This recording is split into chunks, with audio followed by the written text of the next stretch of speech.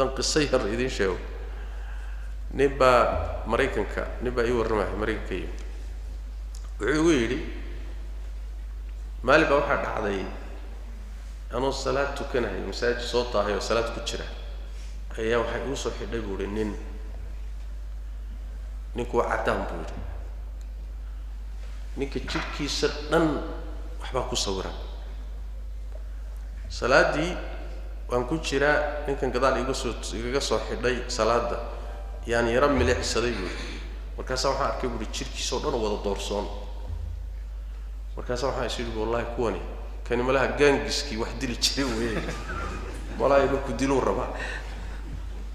salaaddii wuxuu yidhi waswaas baan ku dhammaystay iyo baqdin salaaddii markaan ka baxay ninkii si caadi uu ila tukaday salaaddii uu ka baxay markaan ka baxano bannaanka u baxnay masaajidkaan weydiiyey buuri wareedha nin muslim aad u eg tahay maxay tahay waxaan ninkii wuxuu yidhi gaal baan ahaan jiray gabadh soomaali ah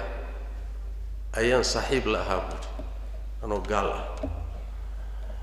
gabadha marka wuxuu yidhi iyada lafteedu ma fiicnayn qashinka iyo khamrada iyo tumashada iyo waxaanaan saaxiib ku ahayn buuri gabadhii sidaanu saa ula soconay saaxiib u ahay ayaan maalinkii dambe waxaan idhi buu yidhi aan ku guursado markaasaa waxay tidhi gaal baa tahay oo ima geydin gaal baa tahay oo ima guursan karti saaxiibnimadiina way ogoshahay guurna ma ogol macnaa iimaan baa ku jira sooma caasiyad ba ha ahaatee laakiin iimaan baa ku jira waxay tidhi ima geydid oo ima guursan karti ayib seen kugu guursadaa soo islaam bay tidhi waayahay buu yidhi ikaxeeyo ciddii islaami lahayd ii gey way soo kaxaysay bay tihi wadaad buu ii keentay wadaadkii baa ii islaamiyey markuu islaamiyey baan diintii marka sii baadhay buuri waxbaan sii akhriyey waan sii akhriyey diintii baan ogaaday buuri xaqiiqadeeda waan fiicnaaday khamradii baan ka baxay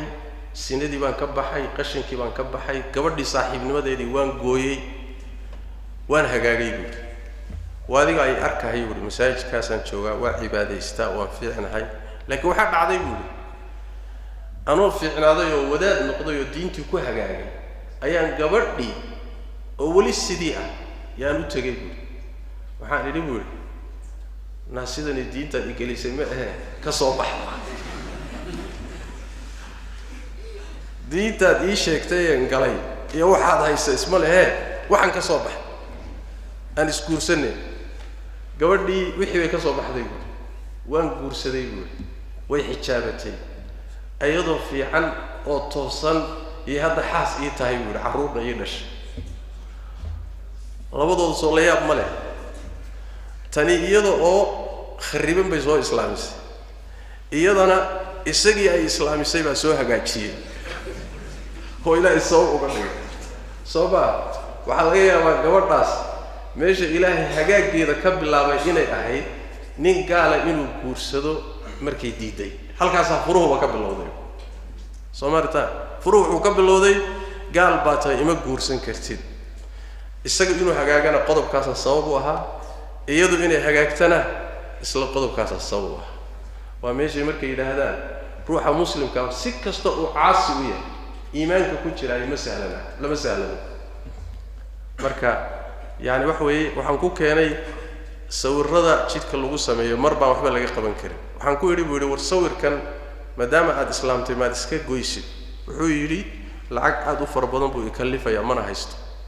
sidaas daraaddeed sidaasaan isaga tukanayaa goortii ilaahay waxay siiyana waan samayn laakiin hadda waan iska cibaadaysanaya wallahu aclam